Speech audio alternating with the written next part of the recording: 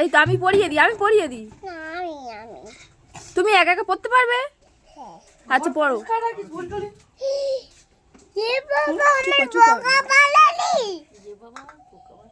পড়ো পড়ো। বাবা তুই আমার ভোগ বললি এর মধ্যে নেই তো।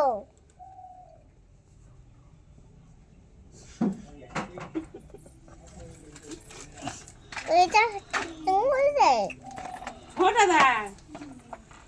ঠোঁটে ঠোঁটে পড়ো ঠোঁটে।